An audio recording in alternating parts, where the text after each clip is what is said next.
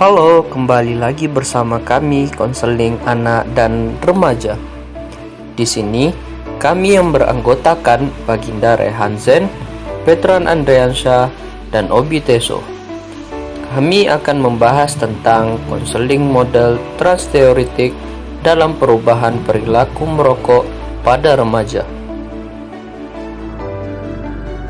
Di Indonesia, secara keseluruhan, jumlah perokok laki-laki dan perempuan naik 35% pada tahun 2012 dan merupakan yang terbesar se-Asia Tenggara. Jika dibandingkan dengan negara-negara ASEAN, konsumsi rokok di Indonesia mencapai 46,16%. Berdasarkan data dari Lembaga Demografi, Fakultas Ekonomi Universitas Indonesia, Southeast Asia Tobacco Control Alliance, dan Komisi Nasional Pengendalian Tembakau, Indonesia bahkan menduduki urutan ketiga jumlah perokok terbanyak di dunia setelah Cina dan India. Di kalangan remaja usia 15 hingga 19 tahun, sekitar 38,4% laki-laki dan 0,9% perempuan adalah perokok. Data Global Youth Tobacco Survey tahun 2009 menunjukkan 20,3% anak sekolah 13 hingga 15 tahun telah merokok. Dalam 10 tahun terakhir, perokok pemula usia 10 hingga 14 tahun naik 2 kali lipat dari 9,5% pada tahun 2001 menjadi 17,5% pada tahun 2010. Usia tersebut adalah mereka yang duduk di kelas 3 SMP, SMA, dan awal kuliah. Umumnya, kelompok tersebut adalah remaja yang mulai merokok untuk menunjukkan bahwa mereka sudah dewasa. Sebagian besar perokok pemula adalah remaja yang belum mampu menilai secara benar informasi dampak merokok. Selain itu, kecenderungan perokok pemula untuk menyepelekan biaya yang kelak akan ditanggung akibat adiksi nikotin. Mereka menganggap bahwa biaya tersebut disebabkan oleh kelemahan perokok dewasa untuk memutuskan berhenti merokok ketika masih remaja. Mereka tidak menyadari efek adiktif nikotin yang sangat kuat yang akan mengikat dan menyebabkan orang sulit berhenti merokok. Merokok juga dianggap sebagai sesuatu yang biasa dan normal. Sebagian perokok mengaku mendapat rokok dari keluarga atau teman dengan mudah tanpa perlu membeli. Selain itu, perokok remaja berpendapat bahwa merokok adalah sesuatu yang menarik, memudahkan pergaulan, mudah konsentrasi, dan mudah membuat hidup lebih baik. Perilaku merokok apabila dilihat dari berbagai sudut pandang sangat merugikan, baik bagi individu yang bersangkutan maupun orang di sekeliling. Ada beberapa riset yang mendukung pernyataan tersebut. Jika dilihat dari sisi kesehatan, pengaruh bahan kimia yang dikandung rokok seperti nikotin, karbon monoksida atau CO, dan tar akan memacu kerja dari susunan saraf pusat dan susunan saraf simpatis sehingga mengakibatkan tekanan darah meningkat dan detak jantung bertambah cepat.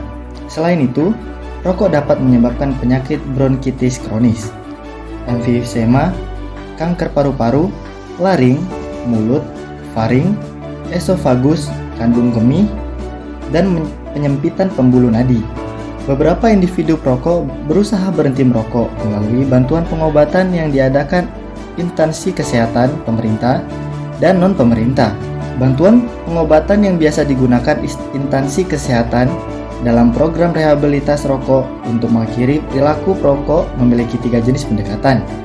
Pendekatan yang pertama adalah pendekatan perilaku atau behavior approaches yang terdiri dari 2 strategi, yaitu manversis strategis atau seperti pelatihan, relaksasi, dukungan sosial, dan terapi penggantian nikotin, dan aversive strategis atau seperti rapid smoking, terapi sensitif kognitif, atau multimodal intervention. Yang kedua yakni adalah pendekatan secara komunikasi verbal atau verbal approaches seperti terapi psikologis dan konseling. Yang terakhir, yakni adalah kampanye kepada suatu komunitas atau community campaigns. tentang bahaya rokok dan usaha pencegahan agar perilaku merokok tidak semakin bertambah ke generasi yang lebih muda. Metode ini difokuskan terhadap teknik komunikasi atau berkampanye secara massal.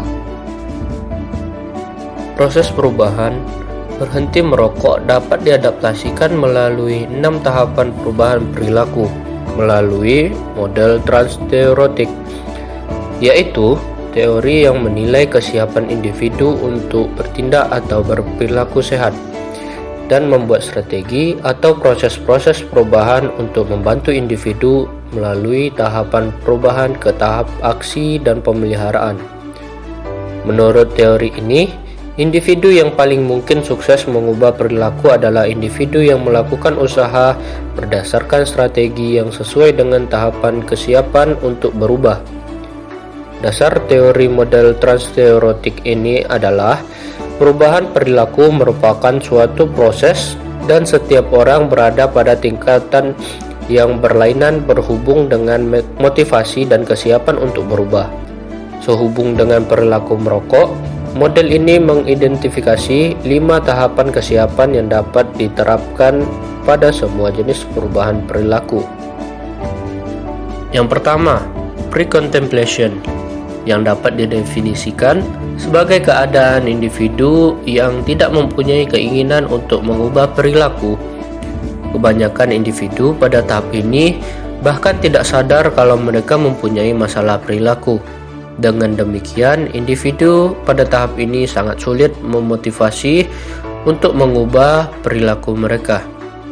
Yang kedua, ada contemplation, yaitu kondisi seseorang yang sadar atau mulai memikirkan keberadaan suatu masalah dari perilaku yang dipertahankan, tetapi belum membuat komitmen untuk bertindak.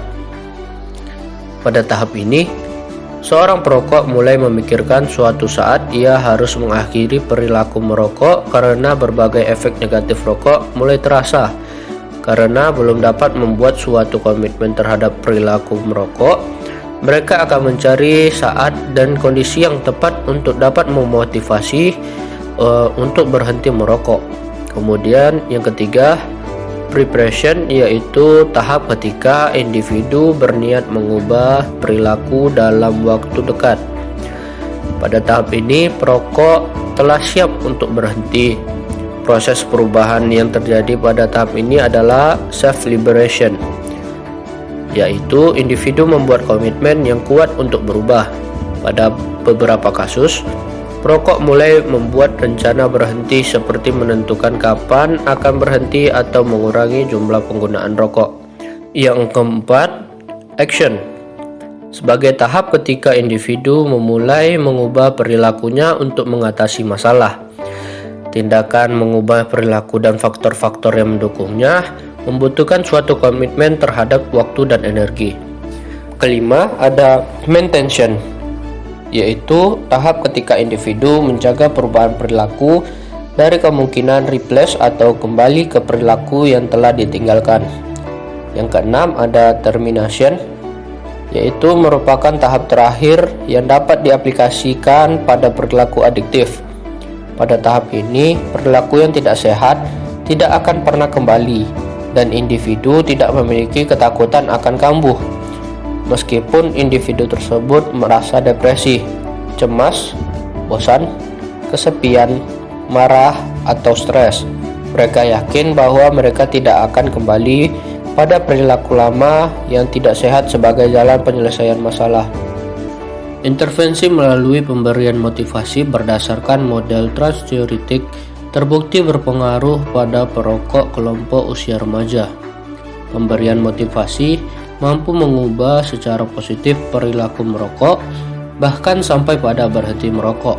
Selain itu, pada pengaruh rasional biblioterapi dengan the transteoretic model of behavior change, terdapat penurunan perilaku merokok. Keinginan yang kuat untuk selalu dapat diterima oleh kelompok seringkali justru menjadi tujuan utama yang mendorong remaja untuk tetap merokok. Untuk itu, informasi tentang gangguan atau risiko yang dapat dialami perokok sangat diperlukan untuk mengubah persepsi mereka tentang perilaku merokok dan segala akibatnya. Sekian yang dapat kami sampaikan. Terima kasih sudah menonton.